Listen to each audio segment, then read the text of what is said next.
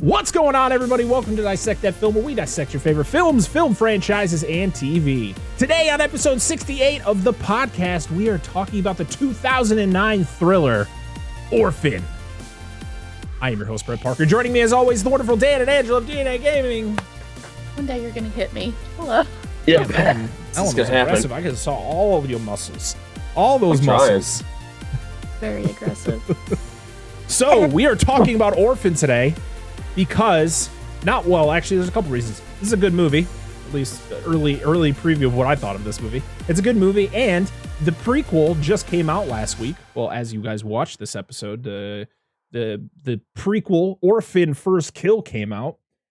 So we thought, hey, what the hell? We're going to talk about the original back from 2009. I can't believe this movie is 13 years old. And now they're like, let's do a prequel with the same girl. Bringing it back. Hey, you know what? As someone who saw it, I thought it was pretty good. I don't want to go too far into it because I know Dan and Angela haven't seen it yet. But it is on Paramount Plus right now, and so is the this Orphan.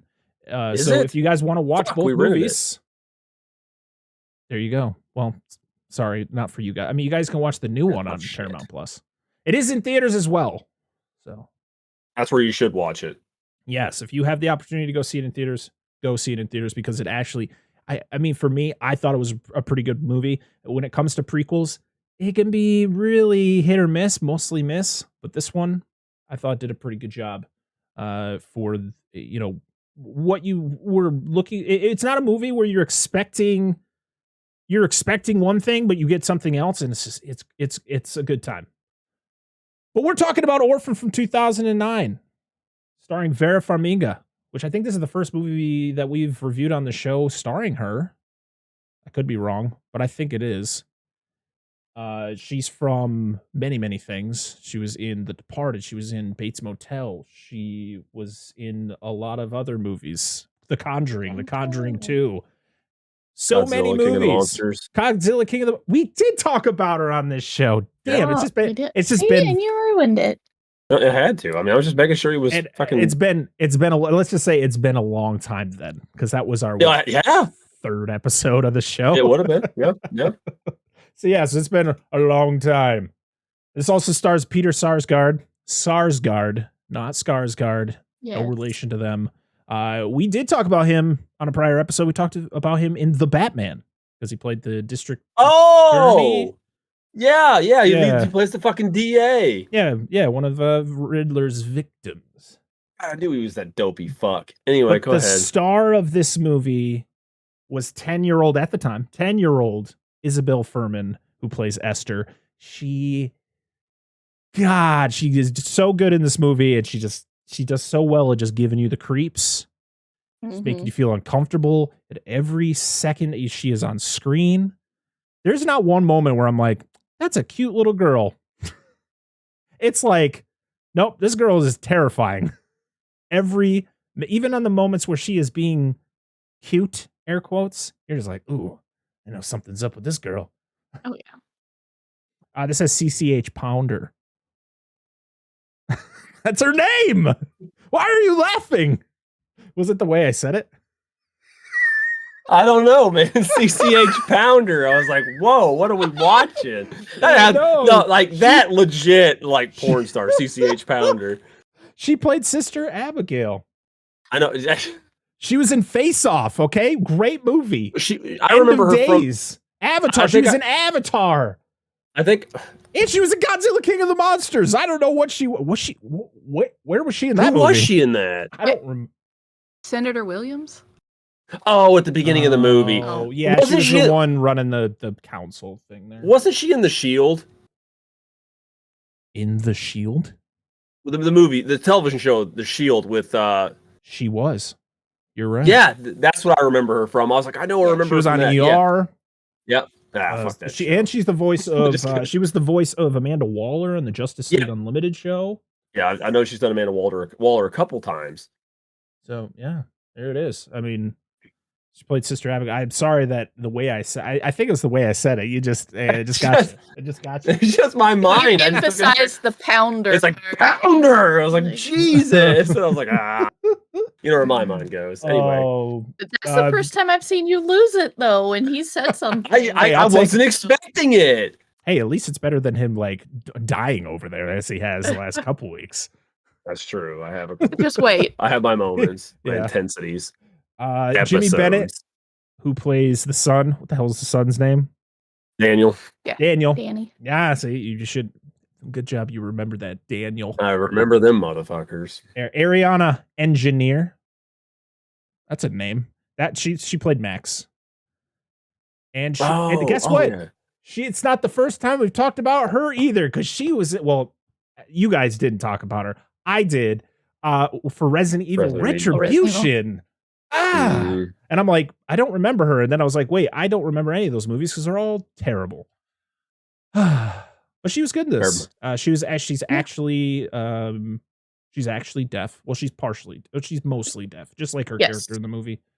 She has the cochlear implants that help her. She can actually, I guess, she's a little bit different than Max, where she can actually, it helps her hear and speak. Where in this movie, I don't think she says anything, does she? She doesn't speak any. There's no lines of dialogue. She just mostly signs. I don't think she says. She makes like maybe grunts or noises. Well, she cries a lot. Yeah, she cries a lot, especially because she's being tormented throughout this entire movie.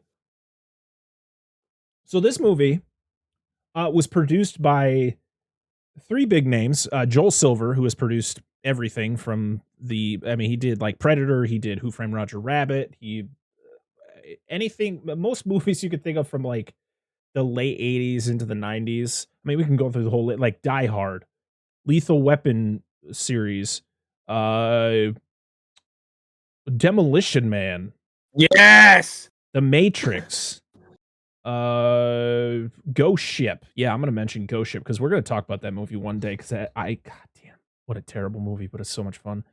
The Sherlock Holmes movies. I mean that's just some of the many movies he's produced over his career. But also Susan Downey, Robert Downey Jr.'s wife. I mean, she has been in the game a lot longer than her relationship with Robert Downey Jr. She went by Susan Levine. She's been producing movies since the early 2000s. I think actually her first movie that she produced was Ghost Ship. Oh boy. But she produced Gothica, which had Robert Downey Jr. in it. I think that's how they got got together. And then they've been married I think since like 2005. But she was a producer for this as well. But the big name is Leonardo DiCaprio was a producer for this movie. Really? Yes. Interesting. Yeah. There's actually one of the scenes in this movie was purposely shot to mirror a shot of him from a movie he did. But we'll talk about that when we get to it. If you guys figure it out, don't say it out loud. Just keep it to yourself, and then we'll put it at the end. Also, when I say I'm going to talk about something later in the show, somebody needs to remind me because I said last week for our what movie did we do last week? The Reanimator episode. We were going to talk about the Dr. Hill situation about him and his wife, and we said, we're going to talk about it later in the show. Never did, so I had to record something to insert it into the episode. It's in there. Don't you worry, everybody. You got the story. Did I not make mention of it? We didn't really explain exactly what happened. Oh, okay. It's fine. It's just the point of like, there's been a couple times we're like, what? We're going to mention that later when we get to it. And then we get to that point and we never talk about it. I said something, but you might have. I don't know. Maybe it's in there twice now. Who cares? I don't know. I guess maybe I missed it when I was editing it. It's okay. So this movie was directed by João Colette Serra.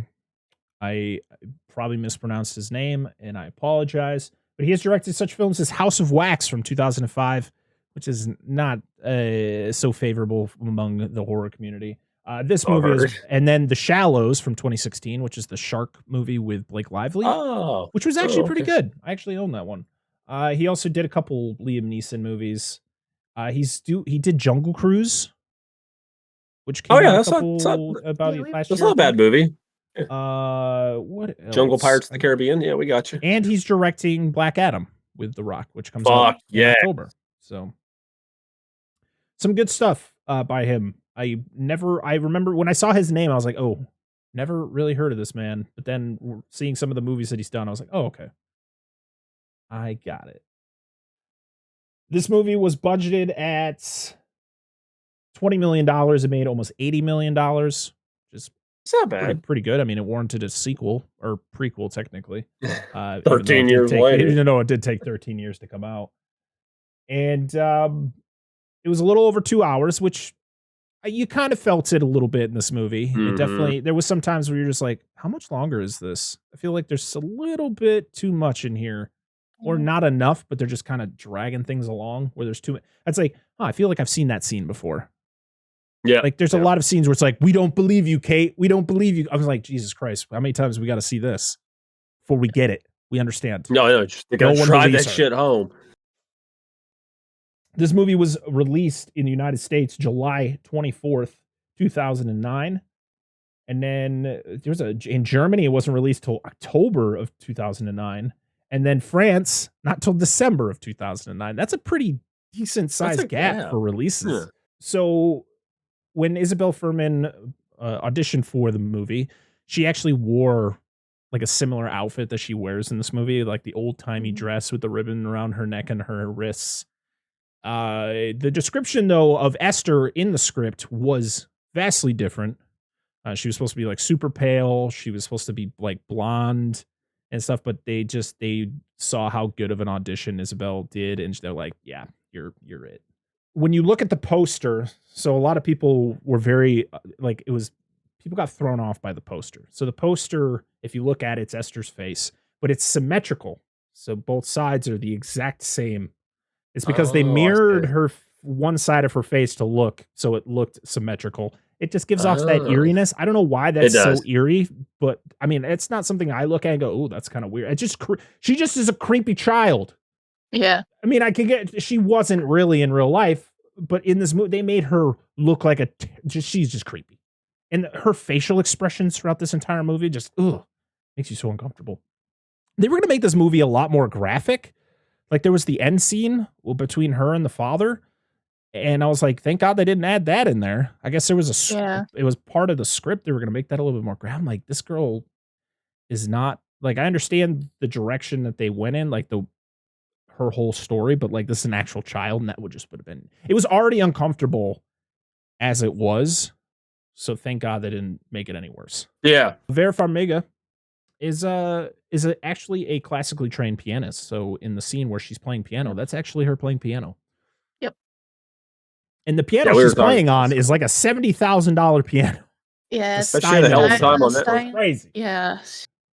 Those are some nice pianos. Mm-hmm. A lot of this, there was a lot of stuff. This draft, there was many drafts of this script. And they had to change it a lot based on when they originally wrote the script, and then, of course, like revisions, and then when they actually got their cast. So, of course, they cast Esther. So the whole thing is she's a little girl, but she's not a little girl. And we'll get to that kind of big twist. This was a huge twist back into that. Like, this was one of those things where you saw this movie and you were like, holy shit, I did not see this coming. Even though there are some hints throughout the movie that kind of point in that direction. They were going to explain more about her background, about how the reason why she tries to seduce the fathers of the families that she is with is because because of her condition, she was abused by her father and pretty much told that she wasn't a woman, that she'll never be a woman, she'll never be able to do things. So the reason behind her doing what she does is because she feels like she's a woman trapped in a child's body. So she was easily able to manipulate people by becoming a child or pretending to be a child to then seduce, and try to, get the satisfaction that she never could get because her father pretty much instilled in her that she was never going to get married, never going to have kids, never have a family because of her condition. It's a really fucked up thing. Like this, if you think about it, this movie's really sad and you kind of feel for Esther in a way, even though she is psychotic and homicidal. But like reading that, I'm like, damn, I'm glad they didn't put that in there because I feel the whole direction of the movie they wouldn't have known how to land the plane on that one because they're just like, we're just gonna go the way we go. And then you're really not like, I don't feel in this movie you really ever feel bad for Esther. At least I don't know if I did, because I was like, no, this girl's just No. fucking crazy. She's psychotic. I She's didn't. murdering people, and I mean, it sucks that she has the condition she has, but it doesn't justify murdering people. So I'm glad that they kept that out of there. Another one, which this one I think would have been a little bit more interesting to see, even though this movie was already a little too long, was Kate and John already had a child they were planning on adopting, and they would go to this orphanage to visit this girl, give her gifts, and, pretty much they were just trying to get acquainted with the girl before they adopt her. Well, Esther, they run into Esther, and they kind of, it's the same scene as in this movie. It's the same scene where they're talking with Esther, complimenting her paintings, but they never planned on adopting Esther. They had the plan on adopting this other girl. Well, Esther finds out, kills the girl. The sister Abigail finds the girl hanging in a closet. She just kind of throws it off as like, oh, this must have just been a game gone wrong. Never really figuring it was Esther until later on. And then once that happens, then they're like, oh, well, we like this girl too, so I guess we're going to adopt her instead. Yeah. Just adding. That's interesting. Just, yeah. That's what I was talking about. Earlier in this, there was versions of the script where Daniel dies. Like when she. I'm surprised he didn't. I know, like the way they show that entire scene, I feel like he was originally like when that whole scene there where she does it and then she runs away. How does he live? Like, yeah. I mean, do they resuscitate? I guess they resuscitate him because they all rush to his room. But I guess they just decided that it wasn't a good idea. But I don't know. I guess it could have gone either way, and I wouldn't have. Yeah, cared. honestly, with the way it all concludes, it wouldn't have mattered either way. Yeah. And some of these I'm gonna wait until we get to the scene before we talk about it. I probably should have waited for that other one too. But it's fine. Hey, so what we're gonna do is we'll go around and talk about what we thought of the movie before we get to the plot. So let's start over with DNA Gaming. I don't know who went first last time, so you need to go first. Oh, all right. okay. Yeah, you need to go first now. I guess I am going for first. You. So in the beginning, I thought I was gonna not like this movie because there was a few things that happened. I was like, oh, this is stupid. But as it went on further and further, I'm like, hey, I've kind of heard this before. So I'm pretty sure that I read a story. I'm a big true crime person, and I think I had read a story about something like this that had happened. And in the trivia, it actually confirmed. I was like, oh, well.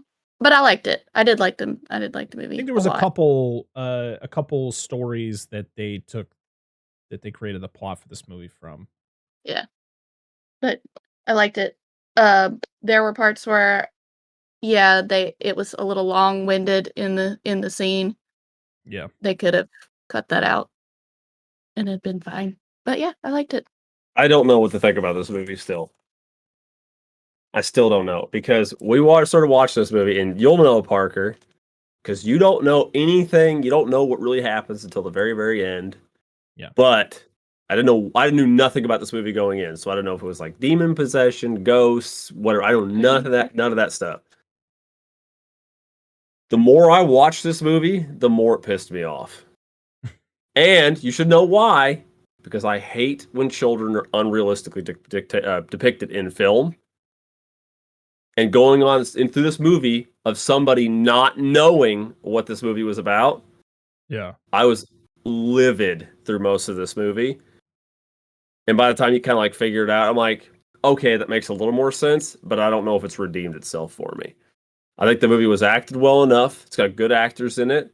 I thought it was a little bit long. Like we talked about, some things could have been cut out, but I mean, I don't know. I don't know what to say about that. Like, I'm really indifferent. Like, I don't know what to think about this movie. We'll get into it more later when we actually start getting further into the film. I also don't like when kids get hurt. I cannot tolerate that in movies. It's really hard, really, really hard for me. And that's another big strike against this movie. But the best and most realistic scene of this entire movie, my wife and I were talking about this, is there's a scene where the main couple are having sex in the kitchen, and he goes forward and she leans her head back and they crack each other in the head together. And I was like, that is the most realistic sex scene I've ever seen in a movie in my entire fucking life. And that is something worth mentioning. So yes, kudos for that movie. Okay. But there you go. I think I saw this in theaters. So yeah, I was like 17 at the time. But yeah, I thought this movie was really good. Like I said, Isabel Furman is terrifying, and at the time she was 10. Especially when she was, I think when she was filming this, she was 10. She plays a 9-year-old in this, right? Like she's supposed to be playing a 9-year-old, which that was one thing I was like, I feel like she is a little older than that. But yeah, I enjoyed this movie. The twist just was like, it was just one of those what the fuck moments. Yep. That still I think is one of like the most like what the fuck plot twists. Like that's some fucking M. Night Shyamalan plot twist going on there with how this movie just turns out. This also is one of those things where it's got its comedic moments, but especially between the couple, especially earlier in the film, and then as Esther shows up, it kind of deteriorates everything.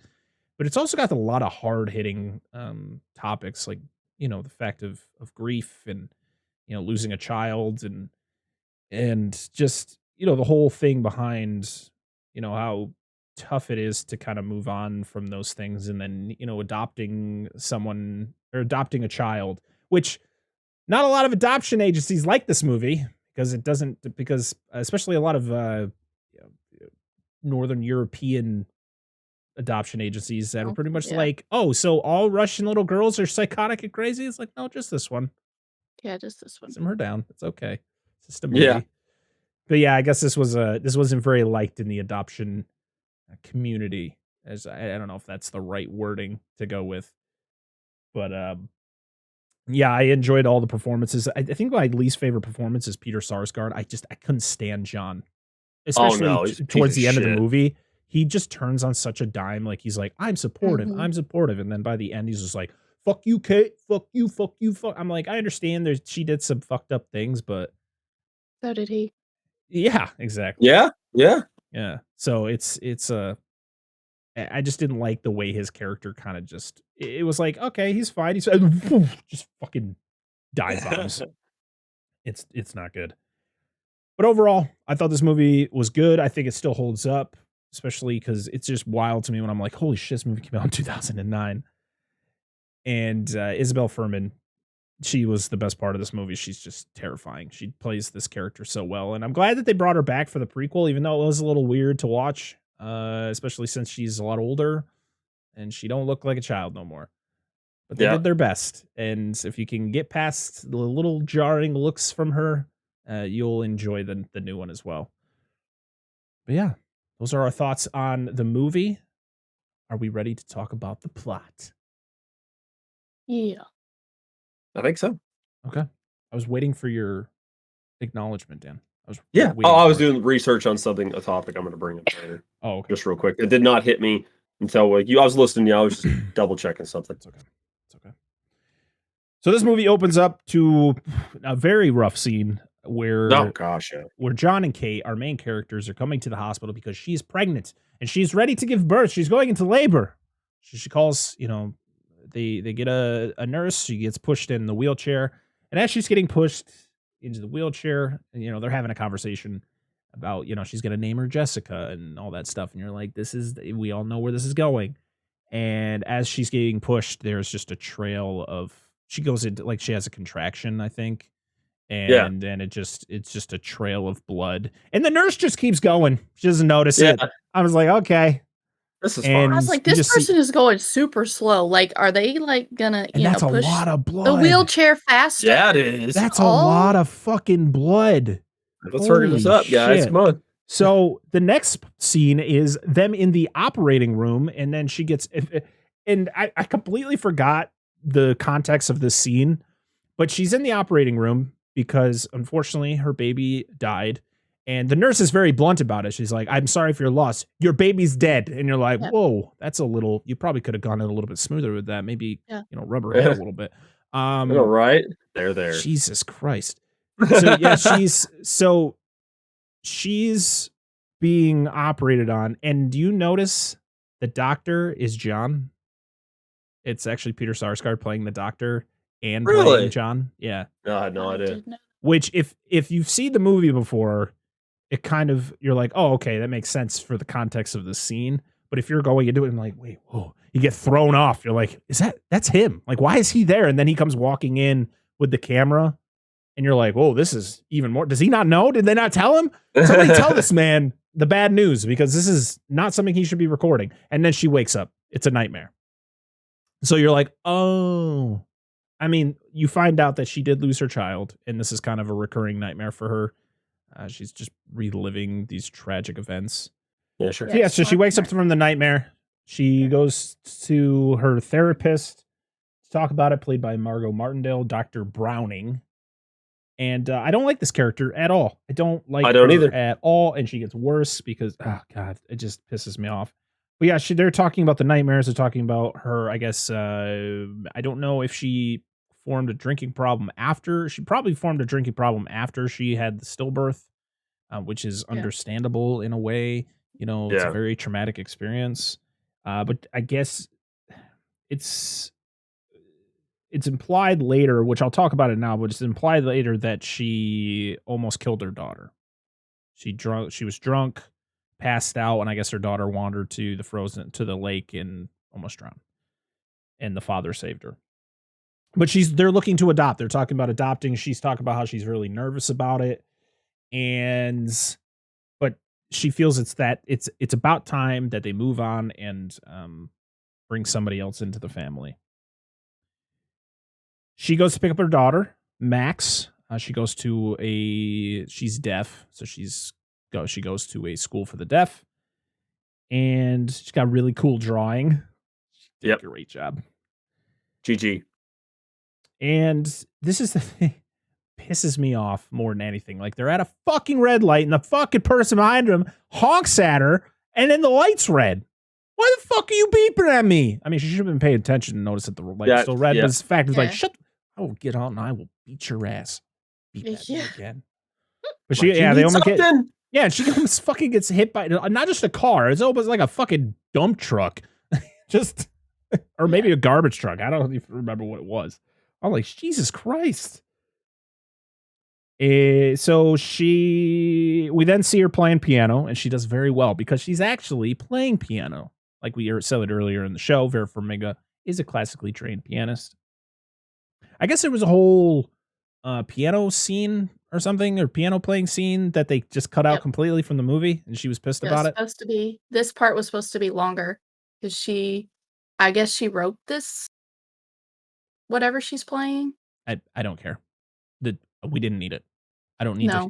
If the thing is, like, if they wanted to include that in like a deleted scene or put that on like the DVD and Blu-ray, cool. Which I guess they didn't. Yeah. Which is even more of just a kick in the balls. Yeah. But what the fuck? Like, why? We didn't need this. She can be mad about all she wants. We don't need a fucking 5-minute piano playing scene. It's not what this movie's about. And she's getting distracted. So she's writing this song, and she's getting distracted because she hears loud banging outside, and she goes outside, and Max is trying to shoot on the hoop, and she keeps hitting the concrete. It's fucking concrete. How is she hearing that inside her house? It's literally like she's got like cardboard outside her room and just bouncing off the thing. She's like, fuck. She goes outside and she's like, stop it. We had the subtitles on closed captioning, and it's like, it kept saying stomp, and I'm like, after the fact, I'm like, who's stomping? Yeah, it said, it was weird. But it was like, how did she hit this concrete? But whatever. Lord. The dad comes home, and he's got the son with him. And, it's an adorable looking family. It's like, we don't need no more. This is fine. You've established. Yeah, we're good. We get the really touching scene between Kate and Max where she wants her to read her the book. I guess they made her like a custom book to kind of explain the whole thing with her sister. It's sad. It's very sad. And do you know how many fucking times they did the stupid jump scares where there's nothing that fucking jumps out? Dude, there's so many like red herrings or Stop false it. jump scares and shit. I'm like, stop. Or Oh, the- Oh, Cheap jump scare. one thing I will say this. Outside of, for the most part, like the big twist, that I felt this movie was very predictable. Not necessarily in a bad way. You just kind of, it felt like it had a flow. Like, okay, this is coming up. This is going to be important later. This is mentioned. This is going to be something mentioned that was later. very much critiqued about this movie. That was one of like the downsides. People just, it's a very formulaic plot. Mhm. I understand. Yeah. You could still do that and make it good. I'm not saying the movie's bad for it, but I'm just saying it's Yeah. just it just I has think a it was just formulaic the- plot. Yeah, I just think it was the fact that there was a lot of movies coming out in the mid to late 2000s that kind of went in the same direction as this movie. I think the biggest thing that really that I think makes this movie better than some of those other ones was the fact that Isabel Furman's performance is fucking terrifying. And like Isabel Furman's character, like her as Esther, it for me is like as creepy as some of the child actors from like the early, like the Omen, like fucking Damien and fucking Reagan when she's like, maybe not Reagan is like some of the like probably the most terrifying fucking thing ever. Yeah. But like she's terrifying. She's absolutely terrifying in different ways. But I think that's what makes it different. And then also the fucking twist of this movie definitely puts it out way beyond the rest. But yeah, we get so many of those jump scares. Like she opens up the cabinet, in her bathroom to take her pills out, and then you're like, oh, and she shuts it, and nothing's there. But then it happens again later, and then the husband's there, and you son of a bitch. Yeah, I was waiting for it. I even told her we that. watched it. I was like, "There's gonna be a jump scare with this cabinet at some point. It's gonna happen." But this was the one where the husband was there, and she turns around and she just like hugs him, and then she's like, "You smell good." I don't know why I had to write that down. You smell good. Thank you. I hate telling people that because I'm like, I don't want to sound creepy, but you smell good. And it's like, damn it. Should have just kept that in. It actually makes me really happy because I'm like, well, I'm glad I smell good. And Oh yeah, fucking absolutely. I just want to walk up to people who smell like that and be like, fucking deodorant. Go. Dude. Do I it know, now. dude. I was talking to at the card shop I usually go to, and the guy's like, "Does it smell that?" And I was like, "Yeah, it smells great in here." It's like, "Yeah, no gamer funk." I was like, "I know it's a problem with our subspecies. I mean, we just have. There's just some of us that don't understand the concept of buying expensive things and the bar. Jesus Christ! You can do both at the same time. Deodorant. It's not hard to put on. I digress. But they're very nervous. She's very nervous about adopting. And he's kind of just like, well, we don't have to if you don't, if you're not ready. And she's like, no, I think it's a good time. So they are going to St. Mariana's, I think is the school's name. Am I right? St. Mariana? I don't remember actually. Maybe.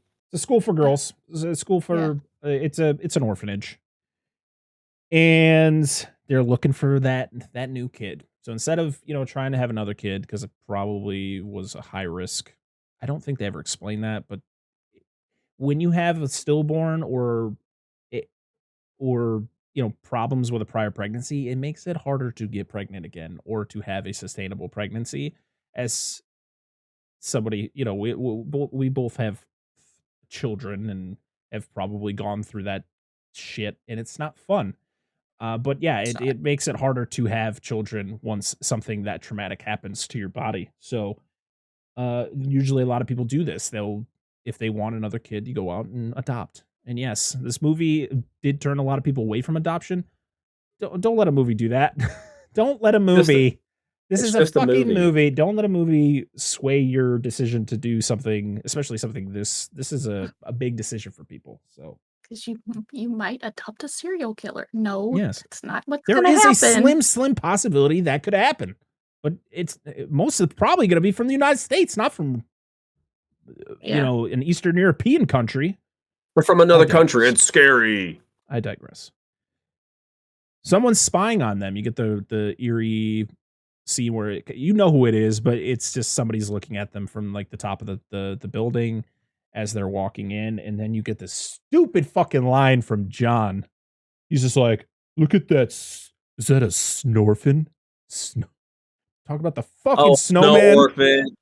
Oh my God. Fuck you, dude, John. Shut the fuck up, dude. You suck, dude. You fucking suck. Jesus. And why do all the girls in this orphanage dress like they're from the 30s? Do orphanages really they're just like, well, we've had these forever. We have no money to buy new uniforms. Gotta keep recycling, man. Go to Walmart. You could literally buy shirts and shorts for fucking $6. Yeah. I agree. I can buy graphic tees for $5 at Walmart. Come on. Well, now Walmart sells school uniforms. Exactly. Come on. It could at least be up to date These little girls are going through enough as it is. And now you're making them look like we're back in time. We're in a Guillermo del Toro movie. No, we're not in the orphan anymore. We're in the orphanage. Actually, I don't think it's Guillermo del Toro on that one. It's because it's a Catholic school. Yeah, I don't know. I didn't like it. I don't like it. Dad, so I guess Dad had to go to the bathroom. The bathroom's upstairs for some reason. I don't know why. Like, that's just a weird layout for your orphanage where the bathroom. I understand if there was a bathroom downstairs too, but why are you going to the upstairs one? It's weird. I know this is an old building. Where's the bathroom at? Yeah, shitter's out back. That was blunt. All right. Oh my God. So he hears some singing. So he goes into a room and he sees this girl painting and she's really good. You're like, don't do it, John. It's the siren song. Yeah, pretty much. It's kind of like that's exactly what happens. And Kate's downstairs. She's looking at all the other kids and she's like, oh, John had to go to the bathroom. And they're like, oh, well, you want to just wait for him or should we go look for him? I'm like, is he fucking lost? Like, yeah, he must trust have been. This man to find it. How big is this place? It's huge. And so Kate comes upstairs and joins the Esther show. And Esther tells her, like, they're like questioning her, like, why aren't you at the party? And she's like, because I'm different. You know, I don't like those things. She's like, oh, being different is good, which is true. Very true. Mm-hmm. This is a very true statement that she says. I was like, yeah, you're right. But being a murderous non-child is different. So after this whole meeting, like, they fall in love with her pretty much. And then they talk with Sister Abigail about her history. So I guess she's from Russia and her prior family she was with died in a fire. Watch the prequel, everybody. She always wears ribbons on her wrists and her neck because she's a princess. She's kind of like a princess. I was like, oh, no, that's not why. Yeah, no, not at all. Or maybe. So on the way home, so they adopt her. You get the scene where she walks out of the orphanage. Get your shit and get in the car. Yeah. I'm sorry, what? And I guess which is something I didn't notice, but I was looking through some trivia, is that when Sister Abigail's waving goodbye to Esther, she has her hand behind her back with her fingers crossed. Which is like, oh, you didn't tell him everything, did you? Just kidding. Bye. Even though later on it doesn't matter. I don't know. No. So on the way home, Kate teaches Esther some sign language because, of course, she had to tell her that Max is deaf. So she's gonna, that's the only way she's gonna be able to communicate. Yeah, she's like, this is for the visual viewer. She's like, this is thank you. And this is the most important one. Just keep that in mind in America. Yeah. Oh. And she meets the family. The grandmother's there. I think this is John's mom. She's weird. I don't like her. She's judgmental. I wasn't a fan of her. Judgmental, overbearing mother. Yeah. Kate. Like the scene later on with her, I was like, fuck you. Go outside. Jump in the snow without a coat on. Fucking weirdo. The son's not a fan because, of course, we gotta have this whole thing, this strife between both of them of, I want to have a relationship, but I was like, fuck you, you're not my sister type deal, which happens throughout this entire movie. But then it's justified. And then you get the scene where they're giving Esther gifts and stuff, kind of like a welcome home thing, and fucking Daniel's over there playing Guitar Hero with his friend, and he's like all pissed off because his dad will watch her play his solo on Guitar Hero. Get over it, Daniel. Get over it, Daniel. Yeah, get over it. Yeah, how old's that kid got to be? Like 13, 12, something like that? Old Some shit enough like to that? to stop being a little bitch. Yeah, suck it in, man. Play your Guitar Hero. Listen, I get it. Like, I get, like, having to deal with that situation where, like, someone new is coming into your family. This is not just, like, somebody who's going to be here for a couple of days. Like, this is somebody who's going to be living with you, and you have to adjust to that. But, like, this is the first day. You understand. You knew what was going to happen. There's an adjustment period. But, like, being pissed off at your dad because he won't watch you play Guitar Hero. Like, did your dad watch you play Guitar Hero before? Probably not, dude. Simmer down. I doubt it. This doesn't. I mean, maybe it was. I don't know. The way I felt like this felt like there was a passage of time.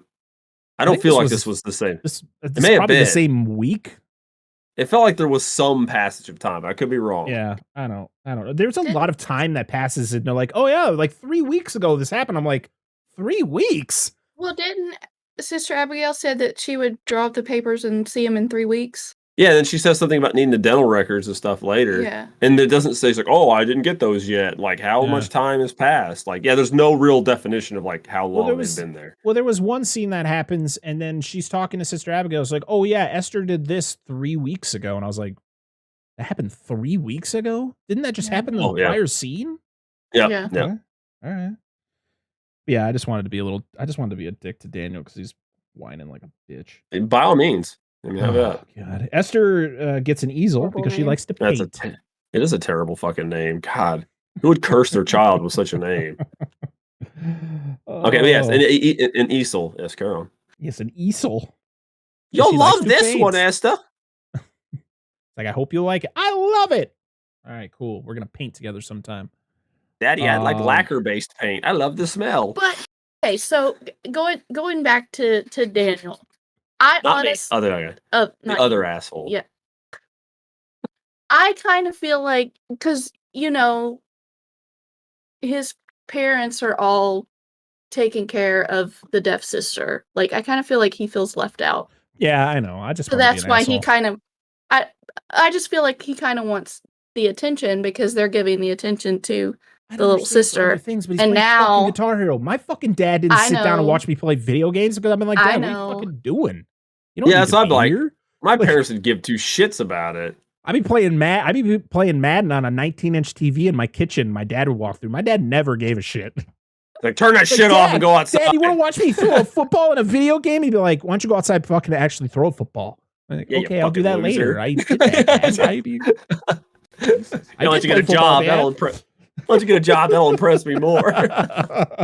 No, I'm just fucking around. So my parents did the same shit. So we find out that Daniel and his friends, they go to his treehouse, and he's got porno up there, baby. He's got the good stuff. Your life will change on page 34. This right here is Hustler. This right here is my childhood. This is exactly the shit I used to do. She reads the articles. Yeah, she reads the articles. She has to. Wait, there's articles in those magazines? No, we're quoting our next movie we're covering.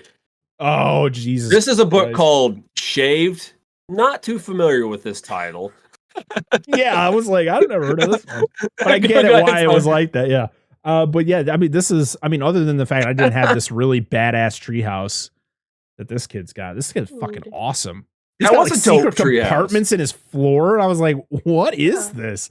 But he's got the good mags, man. He's got the good fucking mags. Yeah, he does. I had to like steal them from my dad.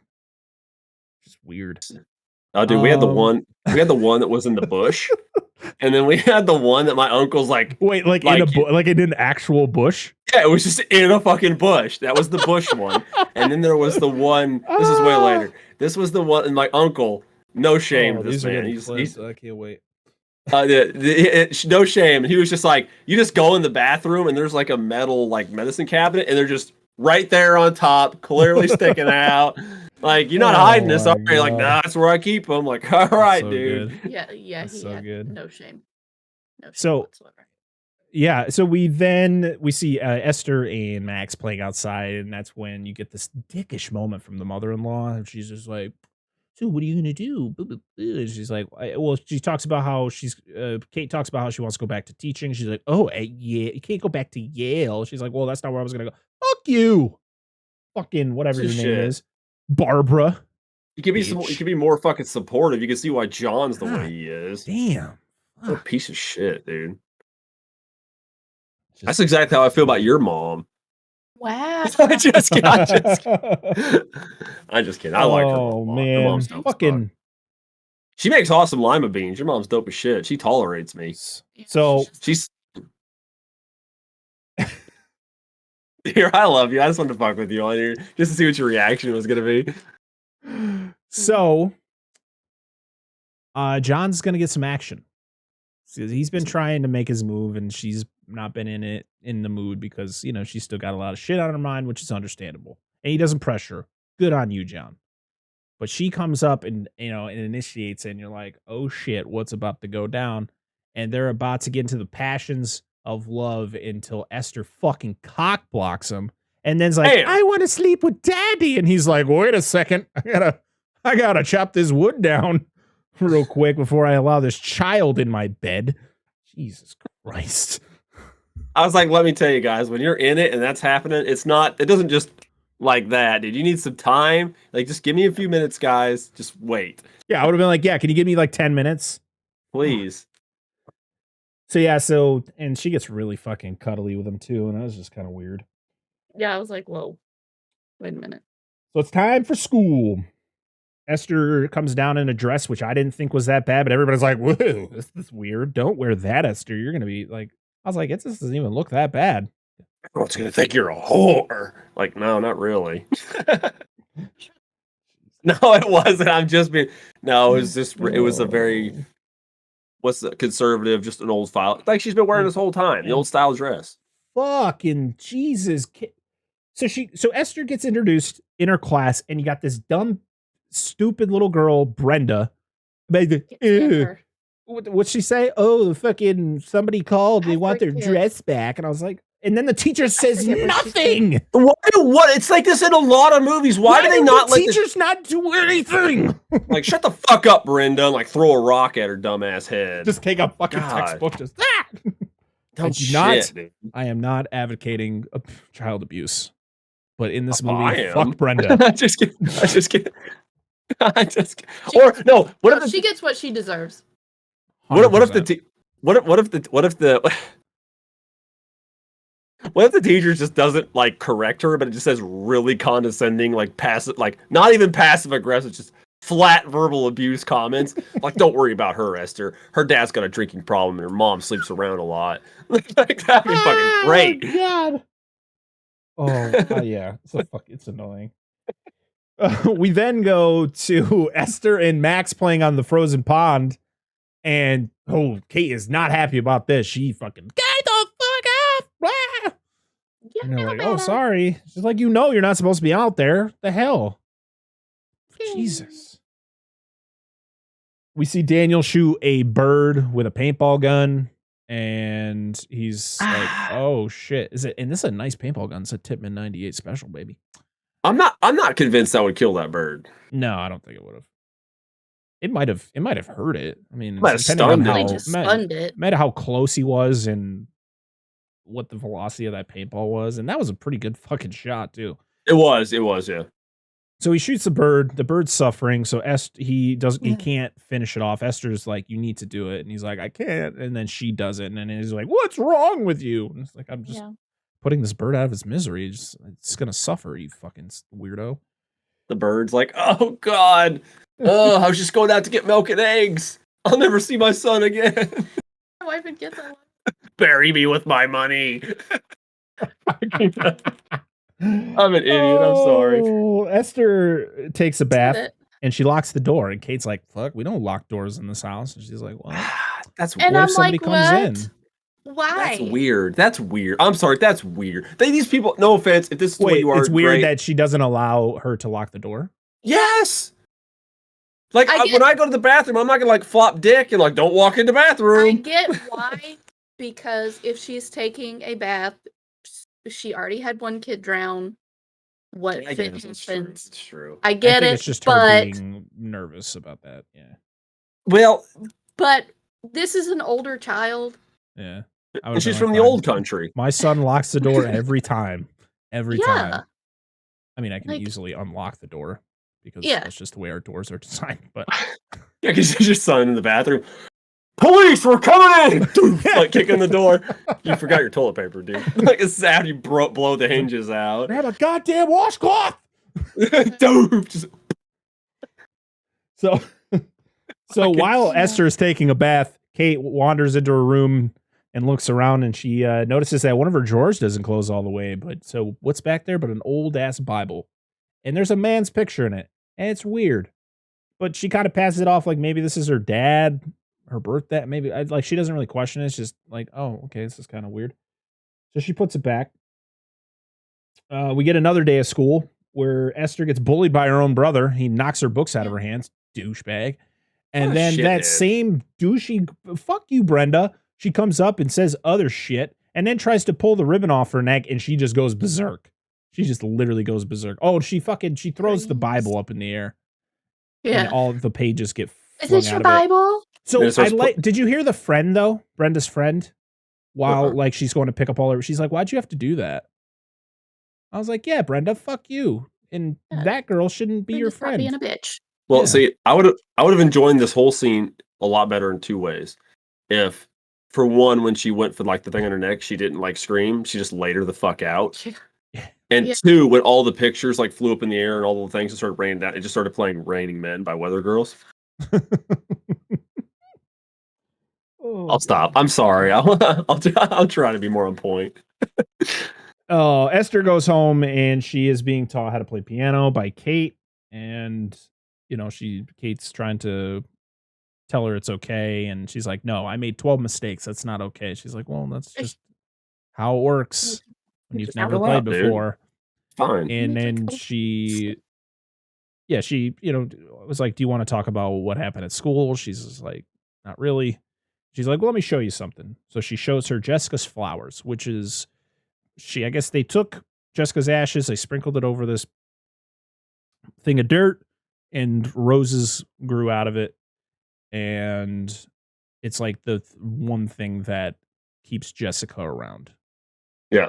And you're like, fuck, this is not going to end well. Like you already assume yep. once you see these fucking flowers, you're like, this is something's happening to these flowers later. There's gonna be some payoff here. Then we get the sex scene in the kitchen.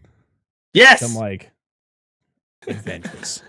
And there's like many times where like, we shouldn't do it in here. And this is like, nah, I like the danger. The kids Highway are to the asleep. danger zone. Yeah. And of course he gets they fucking headbutt each other. Yes. But boy, they're in the fucking throes of passion in this scene. Damn. Yeah, like just pick her up and take her to the She's room. getting dick down. Hot dickings. Angela, would you like to add to that? Nope, I'm good. Just- Somebody's gonna watch this and go, "You're making your co-host uncomfortable." I'm like, no, No, we're I'm not. I am No, definitely we're not not. uncomfortable. I'm just dying laughing. I'm If we're making our audience uncomfortable. Dude, That's Maybe. what I was gonna say. Maybe. 15 years. Yeah, I was gonna say we've There's been no on the more show how long? uncomfortable. The amount of sex jokes we say on this show. Like, oh. yeah. So Esther sees them, and they're like, "Oh shit!" I would have been like, "Nah, man, I'm almost done. It's just she's going up the stairs. We can just finish this off." Let's go. You're good. She then goes and talks to her. She's like, "We need to talk about yesterday." And she's like, when a man and a woman love each other very much. Yeah, I know about fucking. Yeah. And then they have the conversation like, how does she know that word? She used it correctly, John. Yeah. Like, dude, kids use words like that all the Yeah. time correctly. And you wonder, like, what? They learned it from their parents. So What if she picked it up at school? Oh, When Ridley said damn it that one time to Buffy, he'd never heard it from us. I'd be more concerned if my kid came up to me and told me, "Dad, I know what an Alabama hot pocket is." I'd be like, "Oh, fuck, where'd you hear about that one?" Do not look that Do up. not look that up. I'm That would not gonna concern look that me. up. Please So- do not. I like the conversation though about how like questioning how she knows about the word, and And the end of the conversation where she's just like, you need to spend some fucking time with her. And he's like, okay, bitch. That's that's a great way to end that conversation. Okay, we talked about this. Everybody's different, right? I just don't do that. Like, I don't call my wife names. Like, I just, even if you're just joking. Think it was just like, the context. I don't think he like goes around calling his wife a bitch. It was just the fact that she like No. says what she says, and then he's I mean, If they were I don't say it. joking. I don't say it I either. would, but I would never even jokingly call you that. That's so rude. But I don't know. But again, I don't agree with, again, this is, they could do whatever they want. I don't agree with their parenting style, which comes into play here shortly.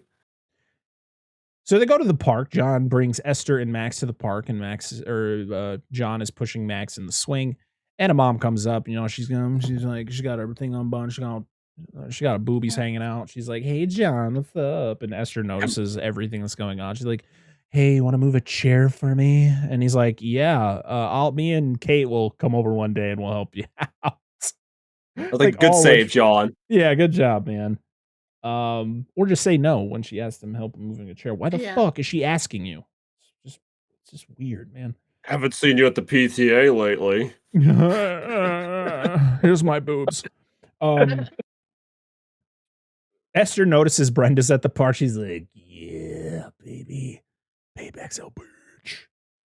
And she follows her up this badass fucking playground. Oh yeah, dude, this is awesome playground. Yeah. Oh, speaking of which, this is something else I'm going to talk about. We could continue to speak about the jump scares that happen in this movie. When the fuck are kids this quiet and suddenly this loud to be jumped? No. You hear your kids like a mile away screaming. There'll be scenes in this movie that still have like, there's nothing, loud kids in the screen. But that's not the way children work. I just want to let everybody know that. Like the scene at the orphanage. Orphanage, nothing. That's funny. Like, whoa. Thank you, Tanya. Where the fuck did you come from, weirdos? So yeah, she stalks her, and you get a couple of like those jump scenes or the jump scares where you think it's gonna be something, but it's just a kid. Until she's at the fucking slide, and Esther just comes out of nowhere and just fucking whatcha, and just snaps her ankle on the side of the slide. I'm like, damn. Yeah, that looked painful. It looked painful. I know how this scene could have been better. All this plays out the same, but instead of like, you know, just pushing her, she just like fucking missile drop kick, jump, both legs right into her back, off the top, breaks her leg on the way down, all that fun stuff. That would have been great. Make it more dramatic, Esther. You're already fucking, I don't know. Just go ahead. So Max sees it. She looks up and Esther's still hovering over that set. Like, it's a very eerie scene where she's just in that opening and then she like walks away. It's dinner, or at dinner, they are trying to talk about it, and Esther's just like, "Oh, she tripped," and then Max covers for her, saying the same thing, and then Daniel just goes on a fucking hate tirade towards Esther, he's throwing the R word out there, and the parents don't fuck it. They're just like, "Don't say that," and you're like, "Nah, yeah, my son uses the R word, things are going down." Like, that's what the fuck? Like, I would have been more like, "Oh no," if my kid said that than if he said fuck. Yeah. Like when he says like, "She's not my fucking sister," I would have been more like, "Oh my fuck," like we're gonna have a fucking conversation on the word he said before that. Well, see, that's another thing. We were sitting here watching this, and I was like, "Who just lets their kids say shit like this and just walk away?" Like, they're like, I'd be livid. Yeah, don't say that. That's not appropriate conduct. Like, no, who fucking oh my god. I mean, Victor mouthed the F word yesterday, and I was like, "What did you just say?" Yeah. Oh, dude, I don't. Like, I know they're gonna do it when you're not around, like when they get old enough and stuff. Like, like they sure shit ain't doing it in front of me. Don't. That is not appropriate. Oh, by the way, this is when the movie. Like, I was fine with the movie up to like here. Like, this is where it started going downhill for me. By the way. So Daniel's punishment is he gets his treehouse locked up. No titty books. Why? Sister Abigail calls about Esther. And she's gonna come. Is this what she doesn't explain it? Oh no, she calls about the dental stuff, right? The dental stuff and all that. Yeah. And then this is when she mentions that Esther said fuck 3 weeks ago. I'm like, Jesus, time flies in this goddamn movie. Right? And this is where Esther is like asking Max what she's saying because Max can read lips. So she's pretty much telling her she's talking about you and all that. So pretty much Esther is trying to turn Max against her family, pretty much like using her as a pawn in her fucked up games. Kate walks in randomly on Esther just laying it down on the piano. Like she's just and you're like, and she's like, I thought you didn't know how to play. She's like, I never said that. And if you go back, she never says she can't play piano. Yep.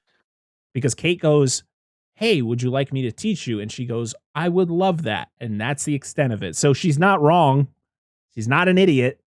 Yep. Thought that was a really cool touch. She's like, I never said that. She's still trying to like it. She's like, no, you did. You said you didn't know. And it's like, no, I did not. Oh, fuck. And then you get the big fight between John and Kate about past mistakes. I guess John cheated on Kate. Did Kate cheat on him too? Or was it her just being drunk and almost killing their daughter? I think it was that was it. Was that the thing? Okay. Because he doesn't come out and say anything about her cheating. Yeah. And then like him making... Supposedly he did it like 10 years ago, but she only knew about it like 2 years ago. I was like, yeah. that is kind of fucked up, dude. Yeah. And like the fact that like he tries to make her feel like, I think he did this. He tried to make her feel like, oh, you should be grateful that I took you back. Yeah. I was like, okay. Yeah. I'm like, your wife's been through a lot of fucking shit, man. Don't be a fucking asshole. And Esther is loving every bit of this. Oh, absolutely she is. Esther gets a unpleasant surprise as Sister Abigail's here. And she comes to tell the couple about Esther's past. Esther is always around bad things. Bad things happen, Esther's there. And this is where you get the infamous line, I think there's something wrong with Esther, which is like the tagline. Yeah. So like, I guess like a kid stabbed himself and she was there. Like a bunch of shit happened and she was there. Yeah, coincidentally. She's and this is when John... See, once the fight happens between John and Kate, this is when John starts just being the most insufferable fucking person in this movie. Yep. So he does it. He's like, she's just a kid. She's just a kid. Blah, blah, blah. I'm like, oh my fucking God. Like, he sees nothing. Like, Kate is the one who witnesses a lot of this shit. And she's just like, nobody believes you. Sucks to suck. Yep. And she goes, well, maybe we should bring her to the shrink. And he's like, fine, we'll bring her to the shrink. Esther plans an attack on Sister Abigail with Max's help. This is just a fucking crazy scene. And she plays Russian roulette with Max. I'm like, I forgot about this scene. And it's disturbing. Yeah. I hate this fucking scene. Dude, this is what I'm talking about. Like, this is like the point where like, from your perspective, as the first time viewer, like, none of this makes sense. This is the dumbest shit. Like, why is this happening? It's fucking idiotic. For me, it was. But because you don't know the twist? Yeah, I didn't know the twist. Okay. I thought she was just a little kid. Like, that's what I'm talking about, kids being misrepresented. You're like, why does she know all this shit? Exactly. I'm like, what the fuck is this? Like, she's clearly not possessed or a demon or something. Right. Because I didn't know. Like, I was like, when's it going to happen? Like, you tell, then... But anyway, go ahead. Esther and Max cause Sister Abigail to crash, and Esther attacks her. So Esther just pushes Max into the fucking road, and no joke, like this close to just getting smoked by Abby's car. Exactly. I was like, if she hurts this little girl, I'm going to be pissed. I would have been so mad. I would have been like, yep, time to turn this off. So she crashes, but it's not that bad. She gets out to, like, she knows it's Max. She goes to console her, and she's like, okay, what the hell's going on? And then she gets a fucking hammer right to the melon by Esther, which fucks her up. And Christmas melon farmer. Yeah, she gets knocked out, and then Esther and Max drag her off the road. This guy who drives by would have noticed, even if they were already on the other side of that bridge. Yeah. And also, her car's right there. Like, that's what I was gonna say, because it's like off the road, but it's almost like conveniently enough where it's just kind of parked on the side of the road. Yeah, I feel like this wasn't a great spot. It's a totally dope. 1970 satellite wagon. Just gonna throw it out there. It's a pretty cool car. So she Fucking rolls awesome. down the hill, and she wakes up, and Esther finishes her off by just fucking destroying her with this hammer. Okay. No comment to the actress or whatever. I don't think those two kids could physically pull her off the road. I don't believe that. I don't buy it. I don't. Yeah. I mean, especially Max. Like, there's no way. Like, that's like having that's like asking my 6-year-old to move like a full-grown body. Like, what? Yeah. Like, I'm gonna go it's ask just- my kids when they get older if they can drag me around, because I'm not a heavy guy. Like, drag me around somewhere. See how that works out for you. Yeah. So she tells Max that she better not tell. She changes, and then you get the scene where she threatens Daniel in his bed, and it's terrifying. She's got the box cutter to his throat. Yeah. And she says, I'll cut off your little prick before you even know what to do with it. And I was like, that is a fucked up line right there, but it's so well executed by this actual child. Yeah, because that's when Daniel sees them coming in and out of the treehouse, because it's supposed to be locked, but Max stole the key. Yeah.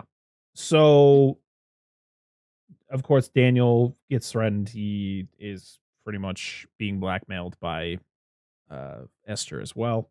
We then go to the shrink. So Dr. Browning, she talks to Esther first, and then Kate goes in there with John, and this is when John it's just like, I fucking hate John, and I hate Dr. Browning. Yeah. Because they're just so, like, they're just attacking Kate this whole time. Like, Kate is just like, what the fuck are you talking about? Like, she tells her, like, you need to open up and just connect more with Esther. She's like, I have been. I've been trying. What are you talking about? And John's like, I haven't seen it. I'm like, shut the fuck up. Like, what do you mean? Where have you been? Oh, John, you're just terrible. And Esther loses her shit in the bathroom. She just is in the stall, just losing her mind. I think it's because she knows that things are starting to unravel. And that's the reason that it all happens. Yeah. It's like, you can't take me back. Don't do it. So John continues just being a prick. Which is good. We get another sister from the orphanage that calls about Abby. They don't know where she is, and then they discover her body. And who did it? They don't know who did it. Done it. Why would somebody do this? We get the really disturbing blacklight painting by Esther, where I think it's the orphanage. Is it a painting of the orphanage? Pretty sure it is. And then when she turns the blacklight on, it shows like people on fire and shit. And it's either that or it's the painting of the institute she was from. Oh yeah. And she's got this really menacing face, and I was like, God, she's so scary. Oh, excuse me. Jesus. It's all right. It's flavor text. Woo! Kate needs to know more about Esther. John and Esther are going to go hang out because she was supposed to go to the dentist, but she doesn't want to. So he's like, oh, that's fine. We won't go this time, but we will reschedule, and we'll play hooky, and you can come hang out with me. I think they paint, right? You have to paint. Yeah, you have to paint the picture. Yep. And we find out later why she doesn't want to go to the dentist. Yep. Yes, we do. So Kate tries to get something out of the kids when they get to school. Pretty much like, has Esther done anything to you guys? Like, are you guys feeling any like weird things? And I think Max signs. So I guess Esther's name and sign is also for emergency. Like something like that. Is it? Esther's given sign name is a sign for emergency in ASL. So, and she signs that, which kind of puts something in the back of Kate's mind. John talks with Esther about doing something nice for her mom. She pretty much talks about how like mommy doesn't like me very much. He's like, that's not true. She loves you. Blah blah blah. I'm kind of a douchebag. It's like, yeah, we know. And this is when we get this just really heartbreaking scene where Kate is in the kitchen doing some shit, and then Esther comes and she's like, Mommy, I got something for you. And it's Jessica's flowers. And Kate grabs her and loses her fucking mind. which is understandable.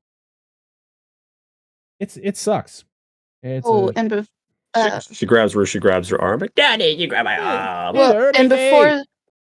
before this, Kate has called the orphanage.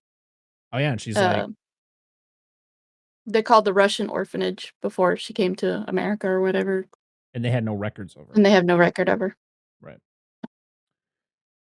Esther purposely breaks her arm, puts it in a fucking vice grip, and just fucking stupid. Carry on. Snaps her arm to pretty much throw so that she could be like, oh, Kate broke my arm. And then that pretty much puts John even more against Kate. Okay, this is the one where like Kate, or she puts fucking her in the bed. Like, Esther you broke Esther's arm. It's like, I didn't fucking break her arm, you wacko. Yeah. And he's like, I think you should sleep downstairs. I'm like, God, I want to kick you down the stairs, John. I'm sorry, go ahead.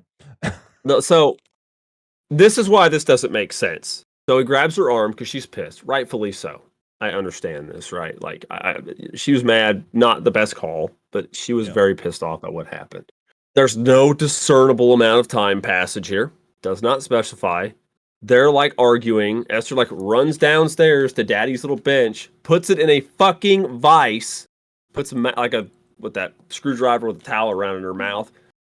That would leave imprints all over her fucking arm of that vice. Vices are not smooth. They're not like, oh, they got the teeth. They got the there would be evidence all over her arm. She would on each side of her arm where she that tight. And then she goes to checks on her. He goes and checks her. And again, notice her, but it really hurts, Daddy. Like, no, if she had broke her fucking arm at that point, she would have been all over John constantly as she broke her knot. Runs away, disappears for uncertain amount of time. My God, Daddy, it really hurts while I'm in bed. Doesn't make any sense. I'm sorry. It's fucking dumb. Oh, God. But again, in this situation, he's going to be easy to manipulate anyhow, so. Yeah. Oh, Lord. This is when I think this is when the shrink comes over, right? That's when Dr. Browning comes over and her and John are just against. Yeah. Because Kate has gone to buy wine and she doesn't drink it. She doesn't drink it, and she pours one down the sink, but she keeps the one. And John finds the bottle and is like, oh, you've been drinking it. She's like, I didn't fucking drink it. Like, that's after she takes him to school. Oh, in the park. Oh, that's right. Because in the car. This is the scene that's coming up. Yeah. But yeah, John's a dick. So Esther, so they go to school. Yeah, Kate brings the kids to school. It's all planned out. Daniel goes up the steps and all of his books fall out of his bag, and you see that it was cut in the bottom. And so that distracts Kate enough where Esther can go and release the parking brake, put it in neutral, and the car starts rolling down. I like the guy who was trying to be the hero, trying to save the car. He tried. And it crashes at the bottom with Max inside. And of course, it's just like, this is where I was just like, all right. Because then the next scene is Kate, Dr. Browning, and John sitting around, and they're talking, and it's like, I swear I put it in park. Why the fuck would I put it in neutral? It's an automatic car. Yeah. Why the fuck would I put it in neutral? Yeah. With the emergency brake on? Like, this is stupid. This is stupid. Agree. And I agree. I don't trust you. I don't trust you because you almost killed our daughter and you're a drunk. She's like, I didn't even fucking drink it, idiot. Yep. What do you mean? You are so stupid, John. And what happens to you later in this movie, you deserve it because you're an idiot. Yep. And Dr. Browning can fuck off too. Yep. Fuck out of here. What do I pay you for? To attack me? We have this rehab set up for you. Yeah. What is happening? Yeah. Holy shit. Daniel gets info about Esther from Max. Yeah, she pretty much asked Max if Esther was the one who pulled the e-brake. Or what? If I think so. Her, did Esther do this? She shakes her head yes. And then Kate was going to take the kids away from the house. Oh, never mind. We're getting there. So yeah, she's going to go take the kids. Esther is like, what do you think you're doing? And pretty much blackmails her. I'm like, damn, this girl's psychotic. Daniel, he goes to his treehouse while Kate does more research on Esther's, where she finds out about the Sarn Institute because she looks at the Bible again, and on the back it says Sarn Institute.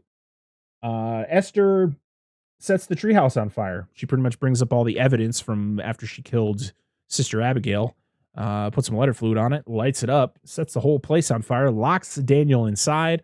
Daniel has to climb to the roof of it. It's a very dramatic scene, and Esther's just standing on the bottom, just smirking the whole time as she's watching all this happen.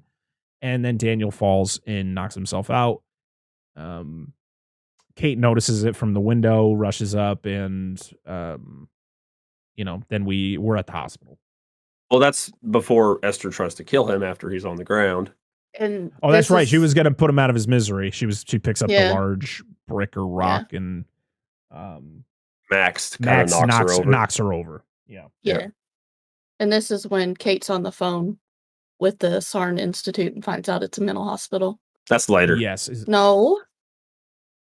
Did he go No, to yeah, no, she Treehouse? calls the Sarn Institute, and she's like, oh, I'm looking It's just- something about a child. And he's like, there's no that's children here. And she's like, what do you mean? Yeah. He's like, this isn't an orphanage. This is a mental institution. And it's like, oh, shit.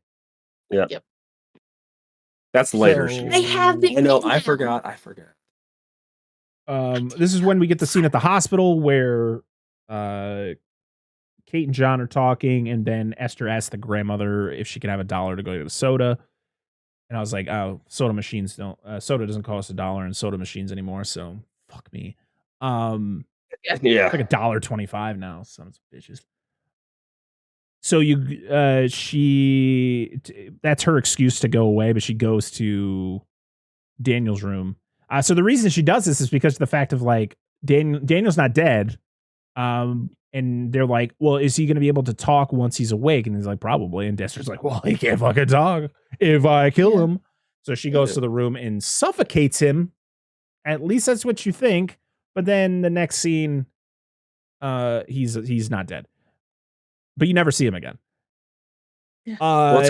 That's because Max goes and tells her mom what's going on. Right. And then they that's know when to she go attacks check on Esther. him. Yeah. She slaps the shit out of Esther. Oh, it's She fucking great. sent her to fucking Narnia. Dang, oh, it's so good. Holy dude. shit, she's gone. And of course, John sticks up for Esther, and Yeah. I don't think this is legal. I don't think people just sedate you for No, without your you cannot consent. do that. No. Just, oh, crazy woman. Yeah, you cannot They do would that. call What? the police. Yeah, they would have called. You can't just administer drugs to someone that What do you they could have a mean? condition that could kill them. It's ridiculous. What if she had an allergic reaction? Exactly. What the hell There is was- going on There here? was some point. This is. I want to tell you this. I mentioned this now. There is some point during this movie. She can attest to it that I audibly and very passionately exclaimed, "I fucking hate this movie," and I very rarely do that when I watch a He movie. walked off and he comes back and he's just like on his knees behind the Like, I'm just wanting it to be couch. done. I'm like, I'm gonna sit through it and watch it, but I just want this fucking movie to be finished because I'm just pissed off at this, like livid at this fucking point. it was about this time you got up and you walked off. And I came back for a couple minutes, and I came back. Damn. I love this reaction to somebody who's never seen this movie before. Like somebody like me, I was like, I love this movie's great because I knew everything that happened. Yeah, no, not me. I I'm do just like though when she's trying to kill Daniel, she puts on his meter, his on her finger. So yeah, so it does it. It just and her fucking heartbeat is super steady. Like she's so good at this. Like, Well, yeah, damn. because her idea was to kill him and then them not come right away, so he could Yeah. go long enough and expire. Yeah. But obviously that didn't work out. Kate, wait. So Kate is sedated and she's kept overnight. So John, Max, and Esther go home. John gets drunk and Esther gets all dolled up.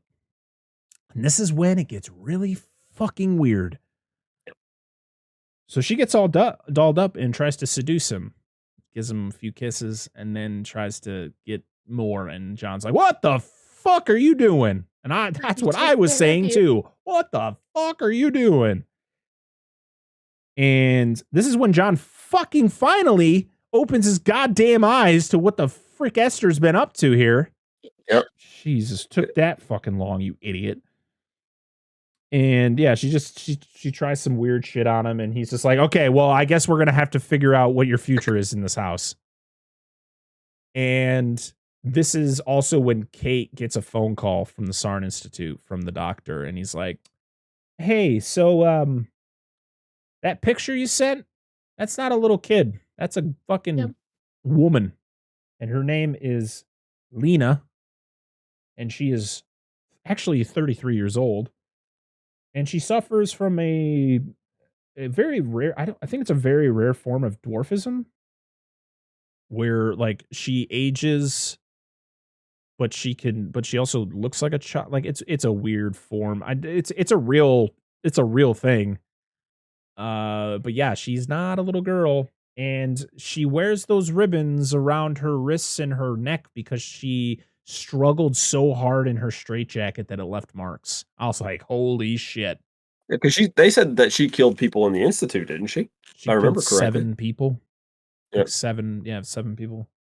I was like, Jesus Christ.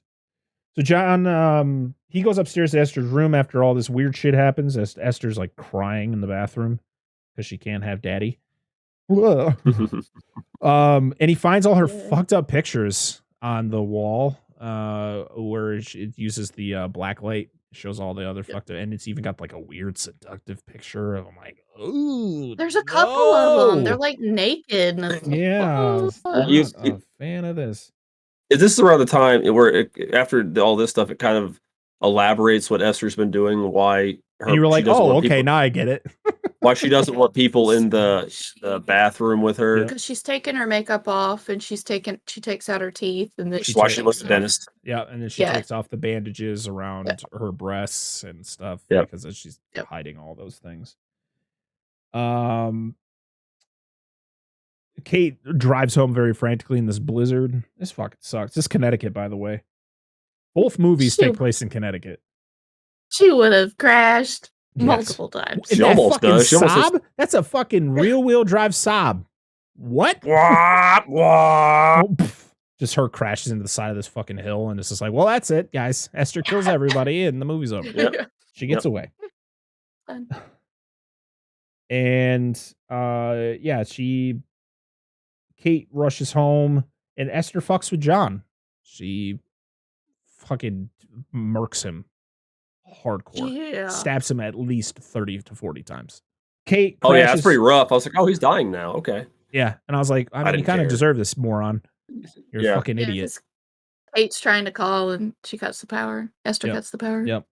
And he's downstairs trying to find, I think he finds a flashlight. Oh, no, he sees Are you going to say what I think you're going to say? About the landline? Yeah. They have a landline, but they also have cell phones. Why didn't she fucking call his cell phone first instead of the landline? Yeah, when that went down, call back. Yeah. I'm not getting a signal. Well, I'll just call his cell phone first. Yeah. She calls like the house like 80 times and then calls his cell phone. Like, I have no idea. I know that times are different. Most people just have a cell phone, so that's just the go-to. But still, like when he looks at the breaker box, like it looks like printer cartridges are in there. I don't know. It's like who just pulls those out? Like, I know she's gone crazy. Dude, she fucking King Kong's that shit. Like, you're just gonna electrocute your fucking self. What is happening? Yeah, she stabs him a lot. And Max sees the whole thing. So this poor child is never going to recover. No. Kate crashes into the house. And the only reason she does is because she can't stop the car because she's going too fast. Which is like, okay, I get it. I remember watching this. Like, I don't remember her just sliding into the house. I thought she literally just was like, fuck this. I'm just yeeting it. Right through the front door. I've seen this house is so nice. Yeah. I mean, that scene came up, and I've been playing a lot of Forza Horizon 5. Oh, so and I'm like, this is me driving. Oh, that's a corner? What?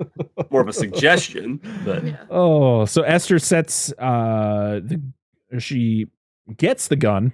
Jesus Christ, my handwriting's terrible. And Kate discovers John's body, and she reacts pretty understandably to the fact that her husband has been stabbed a lot. But she goes, okay, well, he's dead. There's nothing I can do about it. I got to go find my daughter.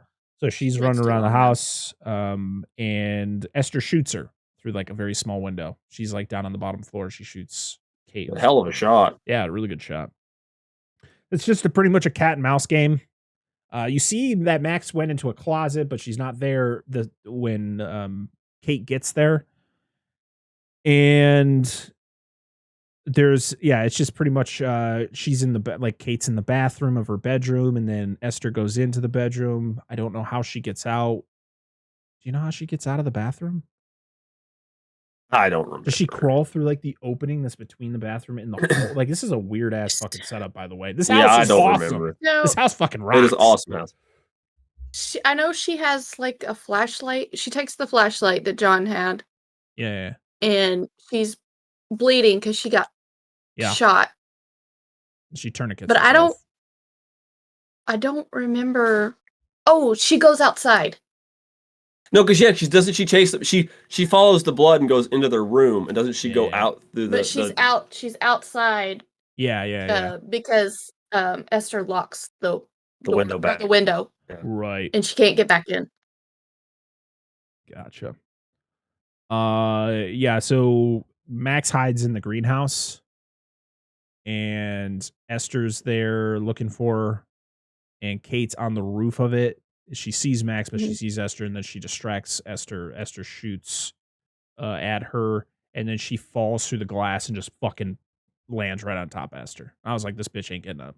She is not getting up. But guess what? I did not. She gets up. I didn't think that. I was like, all right, here's our false climax. Yeah, well, yeah, you knew that wasn't how it was going to end. The cops come, but there's no Esther.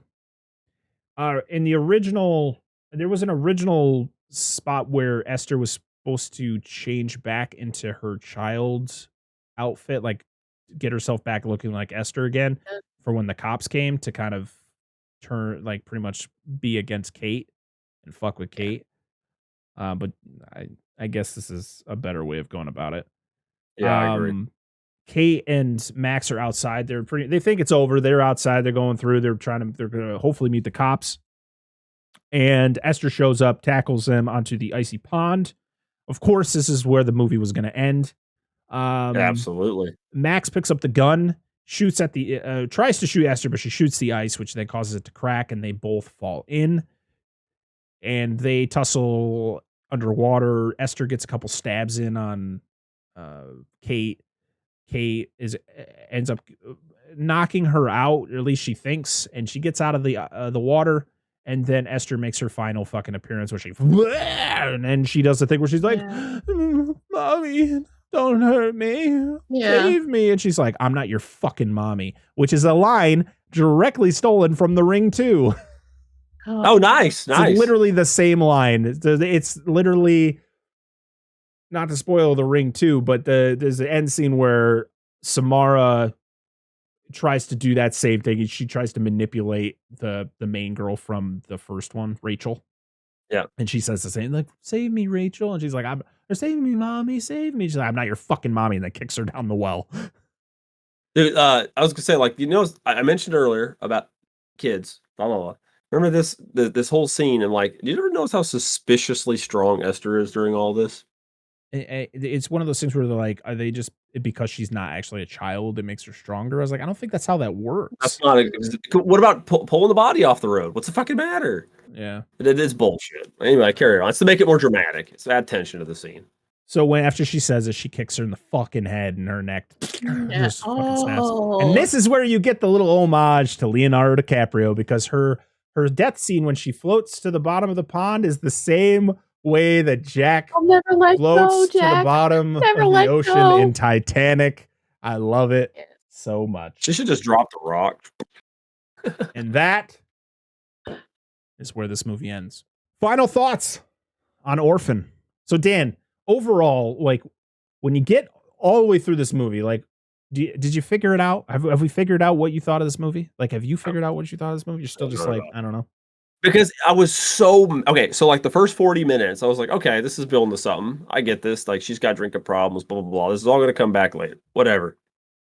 And then there was, like, that gap of probably another 40 minutes or more where it's just this nonsense of her just like, flim-flamming everybody and, like, manipulating people. I'm like, "A kid can't do this. Like, I'm sorry, this is not how this shit works." Like, all this stuff, and at the end, you're like, "Okay, it makes a little more sense because she's actually an adult," which is I did not expect. I was not expecting that to be the twist, remotely, because I wasn't sure because I thought it was, like, demon possession stuff, but then it wasn't, and I was like, "Maybe she's just a super smart kid, and that's fucking stupid, but whatever, because it's just like horror movies and The Ring and that damn kid from the original fucking Ring."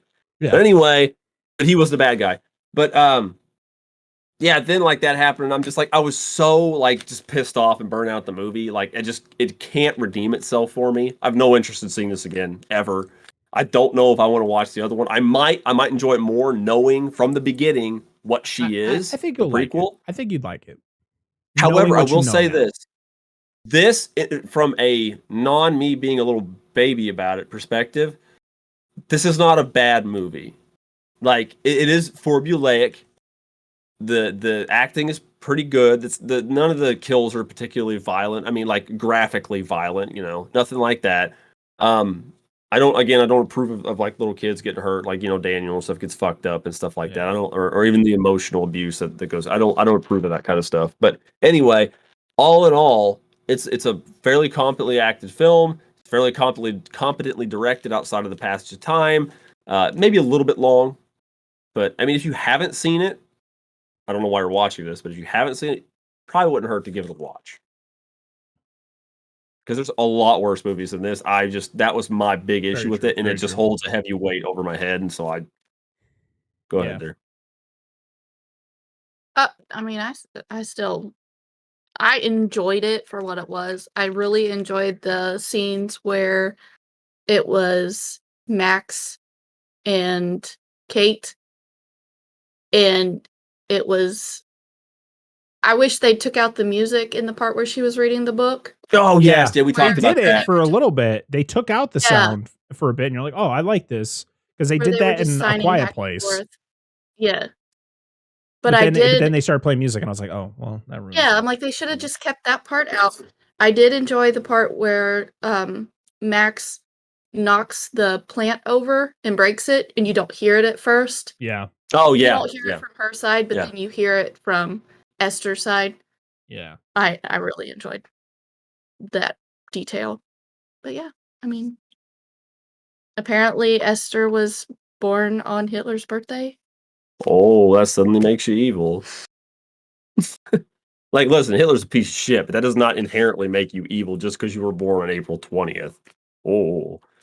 Oh, wow. I didn't even know that. 420. It just Cancel 420, everybody. Yeah. Please. Oh, gosh. Yeah. We'll just name it 419.5 from now on. I think at some point I'd like to cover the prequel. I don't want to do it immediately, and we'll do it at some other time. We got lots of things to do. We got October's coming up. We got a month before we're jumping into our next round of spooky time movies, which we're going to be doing horror movies throughout the year. But this is where we get to choose individually what movies we're going to be covering over the course of that month. Also, hopefully we're going to be getting some more guests on the show. We don't have anything solidified. I don't have anything like scheduled, but I do have some people that I've been talking to, and I've been on other shows where I'd like to have those people on our show. So things are going to be in the works. Very excited. We do though have a guest for our next episode, for episode 69. A nice, spicy, sexy, hot episode. We had to find a movie that was going to best fit for this number. But instead, we let the audience do it. Yes. Just kidding. Go ahead. And that movie is 1999's American Pie. My question is, does this movie still hold up? That is going to be my question throughout this entire thing, because I haven't seen this movie in a very, very long time. And even, I think the last time I watched it was one of those moments like, I don't know if I like this movie anymore. So it's going to be interesting to watch it again as a 30-year-old man going, oh boy, do these jokes still land? Is this still funny? We shall see. But we're going to have a special guest on that episode. We're going to have Dark Razard coming back because he was kind of disappointed with the last episode. It wasn't episode 69. So he's like, well, when you guys get to 69, I want to be on that too. So I was like, well, let's do it. So Yeah. our good friend Dark Razard is going to be back again to talk about American Pie with us. I'm very excited about that. I can't believe we're almost to 70 episodes. I can't believe it's insane to think about. We don't know what we're going to be doing after that. We still got to discuss all that fun stuff. But Dan and Angelo might be talking about a movie separately. Something that I won't even. It would be the first piece of Dissect That Film content that won't have me in it. Oh my We can't give you a date on when that's going to happen. Could happen anytime within the next couple of weeks. But Dan and Angela are going to be making some content on their own on the channel. So that's very exciting stuff. I can't wait for that. And we didn't get any comments about what people thought of this movie. I posted like 3 times. Nobody commented on it. retweeted. It is what it is. Hey, I'm going to do it every week. If you don't want to comment, that's fine. But it's awesome to read, everybody's thoughts on the movie. We didn't get any for this week, but hopefully maybe we'll get some for American Pie. And yeah, I mean, I don't really have anything else. There's really no other shows other than the podcast that we have planned going forward. Like I said, we got other we do have Stranger Things we're going to talk about at some point. We did wear our Stranger Things shirts today just because we're like, I've had this shirt for a while because we had a plan on doing it and we haven't been able to. So I said, fuck it, I'm wearing my Vecna Stranger Things shirt today. And she's got her Hellfire Club shirt. Dan's got his Ford hat. Has nothing to do with what we're talking about, but hey, it's there, guys. He's got his demonic. Doom. Is that a Doom shirt? It is. It's got a cacodemon on it. Demonic presence and safe levels. You kind of. Got demons. Yeah. So, and guess what, Dan? It's almost been a year since we released that Jurassic Park 3 episode. Can you believe it? It's been a year, almost a year. I've forgot about it so many times. It's just out of me now. It's like the meme is dead. It's just dying. It's just it's fading away. Somebody capture it. I know. No, we just got to do it again. We just every year at the same time we just record the same episode again, line for line. Yes, we literally just repeat ourselves. Yes, please. So next week American Pie for episode 69. For episode 70, we don't know. We'll see. We'll see. But I'm very excited for next episode. I also want to thank everybody for 5,000 downloads on the show. Woo! Insane. Thank you so much. We wouldn't be doing this without all the love and support that you guys throw our way. Thank you to everybody who listens to us on all the podcast services and watches or listens on YouTube, because we have all of you lovely people over there as well. You guys are awesome. Thank you to just everybody who shares the show. Just anyone who supports the show. We appreciate you very much. A lot of big things going to be happening. We're not slowing down. We got a lot of things going on. Like I said, we're going to be getting some more people on the show. And I'm going to be working on getting some people maybe involved in the movie business to come onto the show and talk some movies. I don't know who yet. I'm going to figure it out. I'm going to make some moves. And hopefully we can get some other people who have been on the show back on the show. I'd love to have, Justin from Epic Film Guys. We were supposed to have him on the show for the Batman. I'd love to have him back on, and the rest of the crew over there with Brain Stew. The Movie Dumpster guys, 100% going to have those guys back. And then some people we haven't had on the show yet. It's exciting stuff. I'm very excited, and I'm going to stop it right there. I'm just going to keep saying the same thing over and over again. Thank you, everybody. Until next time, I am Brett Parker. That is Dan and Angela DNA Gaming. We are Dissect That Film, and this has been the Dissect That Film podcast, episode 68. We'll see y'all again next time. Bye-bye.